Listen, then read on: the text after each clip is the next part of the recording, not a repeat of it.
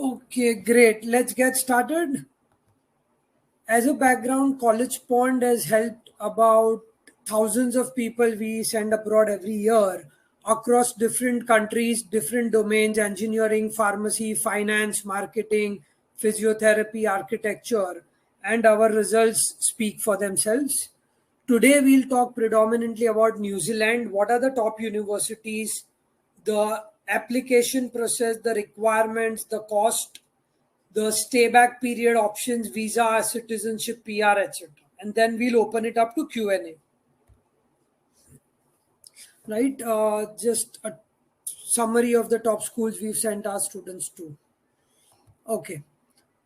Why New Zealand? The first thing is it's a very peaceful country, welcoming country. It's never in the news for any wrong reasons. Okay, US, you'll be have some people are complaining about the gun laws, right? People are complaining about visa issues, this, that, everywhere. So this is a very peaceful country. You, if you want to have a very chilled out life, right? A 9 to 5 job, you go home, you can do gardening, you watch a movie, you go to the gym, have a second hobby or whatever you want to do. So it's a great work life balance, right? It's a country where the number of animals are more than the number of human beings, right? The cost of living is less, the cost of education is less as compared to other countries. Okay, and second most peaceful country in the world, and the class sizes are very small, right? I mean, 8 to 10 people only in a class, right? So, if you want a small class size, peaceful, slow life, this is the place to go. Okay, the top universities of the country are in front of you. Having said that, keep in mind that we are tied up with each and every university of New Zealand. So you can apply for free to any of these countries you want. Right? So it's completely free application. In case you think you want to try out your luck, get in touch with us and we'll help you with the free application. Let's talk about the application process. There are no application fees. Like I said, we are tied up with all of them. The master's duration are usually for 18 months, 1.5 year programs. Usually, very rarely they go for 2 years, but most of the students complete it in 1.5 years. The main intakes are February and July. Right? Keep in mind that New Zealand being in Southern Hemisphere, February is the summer season for them and July is the winter term for them, right? So what are the requirements? You need your resume, your transcripts, mark sheets, your essays. Usually it's required by some colleges. Very rarely they don't want it. Letters of recommendation and your TOEFL or your IELTS score to test your English language proficiency. GRE, GMAT usually not required. Right? So let's assume you want to target the next July intake, right? So what happens is you apply. So as a thumb of rule, you want to go in the July intake, you complete your applications before February. You want to go for the February intake, you complete your applications by July, right?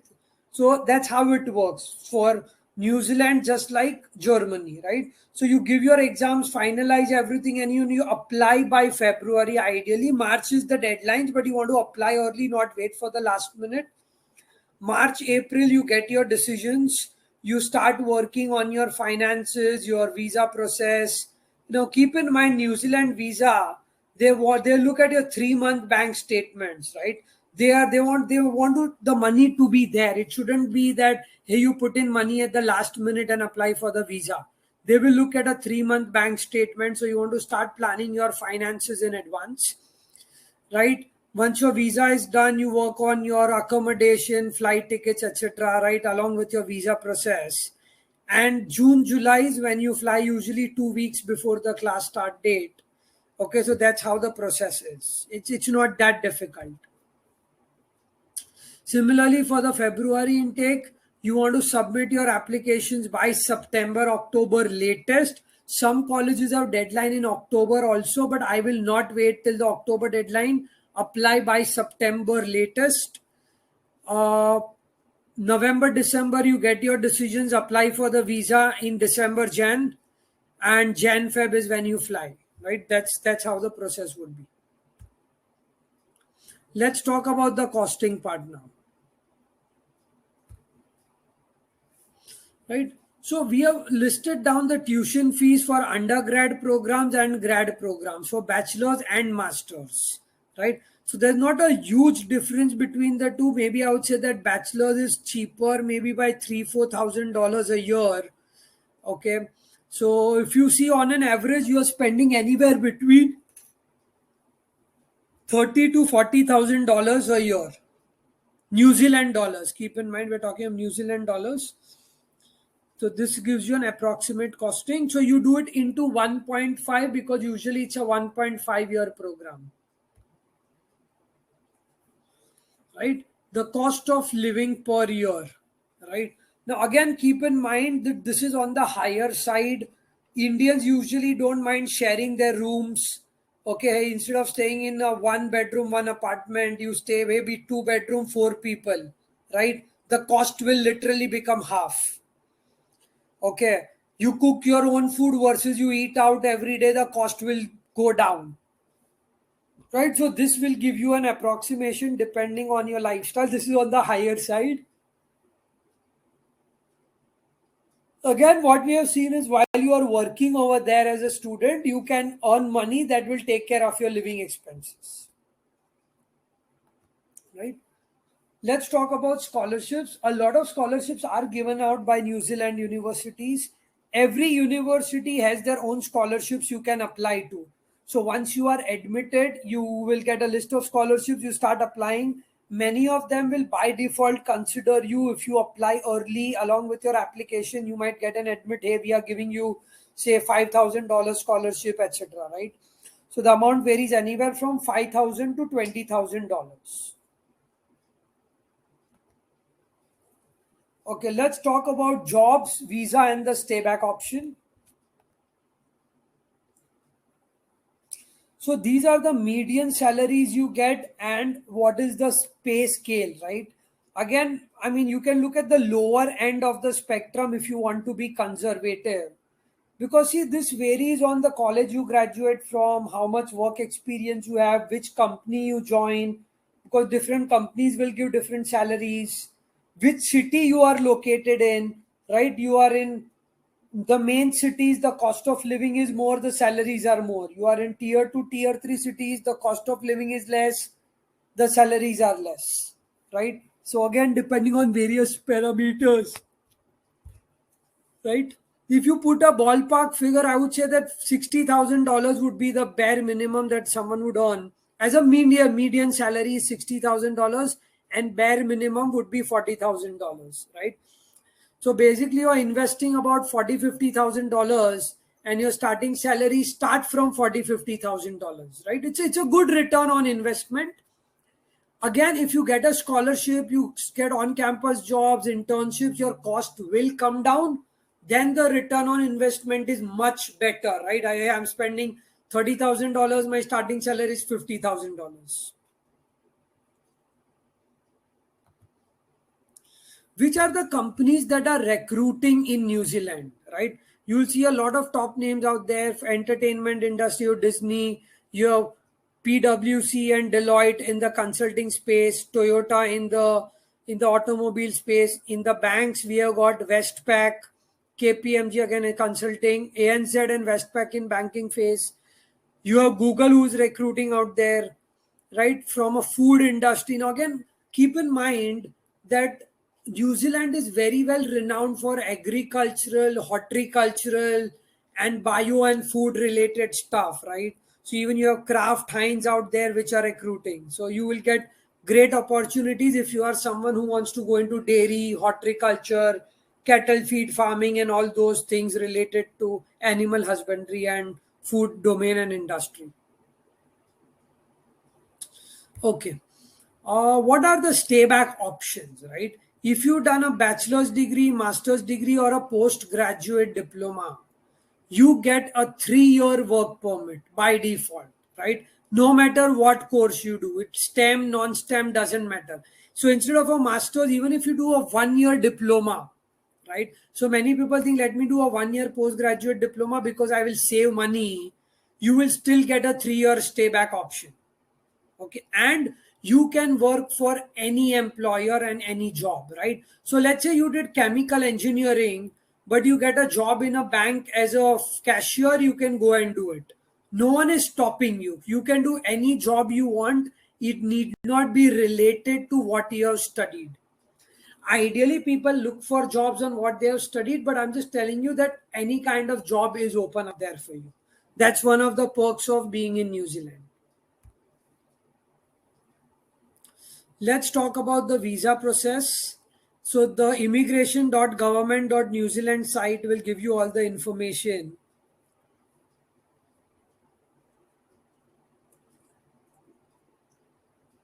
You usually apply 2 months before you want to land in the country, right? You apply online, okay? You need a photograph, passport copy, a medical examination with a chest x-ray would be required. All the details are there on the website. A police, where you need to go to the police station to get a character certificate showing that there are no pending police cases against you. Obviously, the offer letter from the university and finances to show that you have the funds to pay for your education and your living expenses. Medical, travel insurance, and ticket is something that you need to buy in advance before you apply for the visa. Right. So now let's talk once you get the 3 year work permit, right? So this was from a student visa point of view. You go there, you graduate. Visa process is very easy. The only concern is the financial documents. They are very strict. They don't want to see last minute transactions. Okay. Once the visa is done, okay, you go there, you are sorted, you get the work permit also on the part of the student visa. Let's say you work there for 1-2 years. Now you want to apply for a PR or an immigration, you want to looking at the immigration route, right? It's a point based system. They look at your age, work experience, qualifications, etc. You meet the requirements, and if you are under 55 years of age, you can apply for a PR. So when I say point based system, okay, it says that hey, you have a master's degree, you get 5 points, bachelor's degree 5 points, you stayed in New Zealand for 2 years, 10 points, right? Your 2 years of experience, 10 points. I'm just making up an example, right? So you add up the points, you meet the requirement, you apply for the PR, and you will get the PR. So it's very easy to get a PR once you are over there, right? In fact, I had a student, the only reason he went to New Zealand was he wanted to become a cricketer, right? He said in India, becoming a cricketer is a very difficult process, too much competition, politics, you have to bribe people. So he said, I'll go to New Zealand, less crowd, I'll get a PR in 4 or 5 years. Okay. And cricket is not the main sport of the country, rugby is the main sport of the country. I'll start playing at the club level, district level. I'll get a citizenship in few years and start playing cricket for the country, right? So, that was his dream to become a cricketer, and he chose New Zealand as a path so that he thought it's easier to become a cricketer in New Zealand. Hey, I'm 16 right now. I'll have a citizenship by the time I'm 27, 28, and I'll start playing for the country. When I'm 28, I'll play for 5, 6 years, right? So that's the thought process. Everyone has their own thought process, right? So just sharing an example or an anecdote with you. Right. The bottom line, it's a peaceful and welcoming country, great work life balance, cost of living studies low as compared to many countries, very small batch sizes, 6 people, 8 people, 10 people in a class only, right? They usually keep small classes, right? If there are more 10 classes filled up, okay, they'll create another class of 10. So it's their USP is a small batch size. Okay. Uh, the application process, I think most of you are aware of it. And how does Collegepond fit in? I'll quickly give talk for 2 minutes and then we'll open it up to Q&A.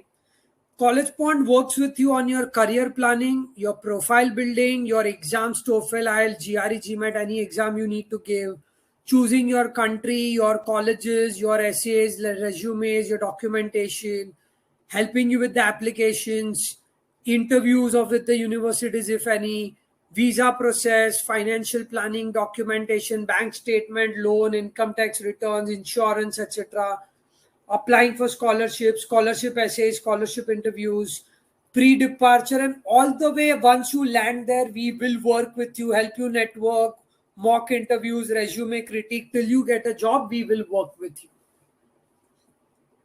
And the beauty part over here is if you are applying to New Zealand, it's completely free application and all. Just get in touch with us and we'll help you in case you want to apply to any university for free. And we will also not charge you anything for our services over there as well. Unless you want to do SOP, LOR, resume, we'll just charge a nominal 1,000 rupees for you and then help you with your New Zealand applications. Having said that, we have hundreds and thousands of student testimonials on our website. You can, go through them. I'll not spend a lot of time on that. Lastly, I will ask you to download the Converge app. You can get it on the Google Play Store or the App Store, where a lot of upcoming events are come. You can enroll for all of these that's happening. So these are the upcoming events for the next week. In case you are interested in any of these events, feel free to attend them, right? In case you want to talk to us one-on-one, your parents have any questions, we have sent you a link for a one-on-one counseling session. It's in the chat box. And we also sent you the link to download the Converge app. Feel free to get in touch with us. Our coordinates are in front of you. We are in Bombay-based company, but we have students all across the world. If you are from Bombay and you want to walk in, feel free to do that as well. Having said that, I once again thank you for your time on a Wednesday evening. I will open it up to any Q&As that you might have now. Can I work part-time when I'm studying in New Zealand? The answer is yes, you can. On an average, people work between 10 to 15 hours a week. You can work up to 20. 10 to 15 is what people do because you also have to take care of your cooking, your studying, etc. And during your holidays, there is no limit. People work up to 40, 60 hours also. 60 hours only if your employer allows you for extra work hours at a higher pay.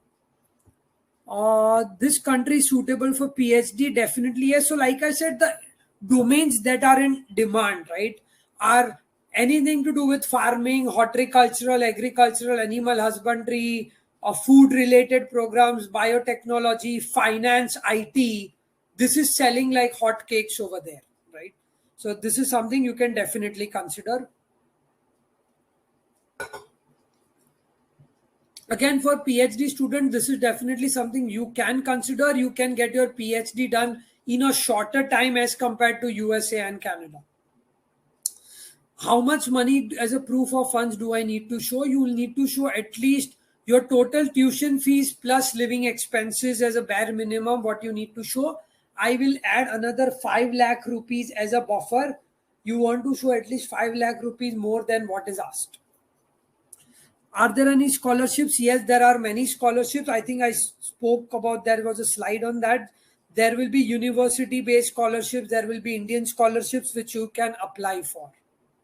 New Zealand was closed for 1.5 years during the pandemic.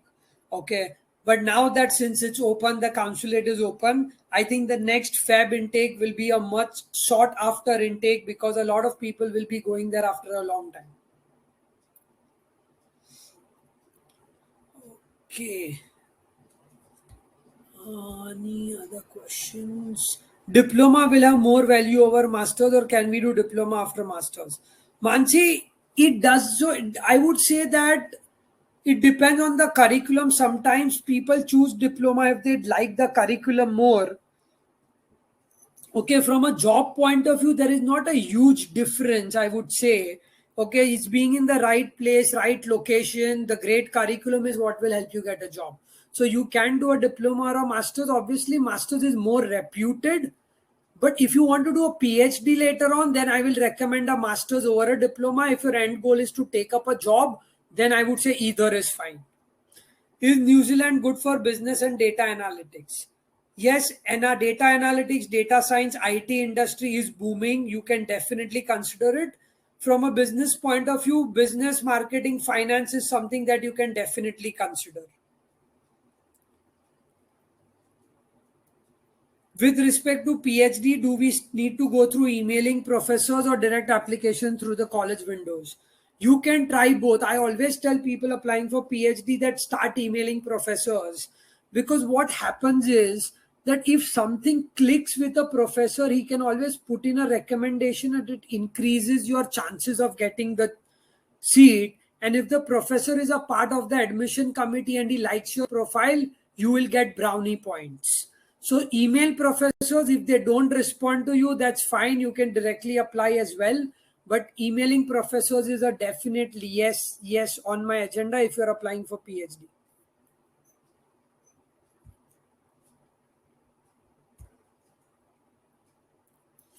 Okay, I think I've covered all the questions that have come in so far.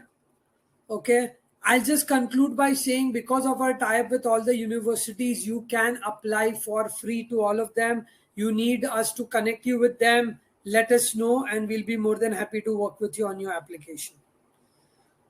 Can a student go for double masters? Any chances of rejection? No, don't worry about that. It's how you justify it in the visa as well. Why double masters? You clarify it. How is this going to help you out? No problem at all. Completely fine.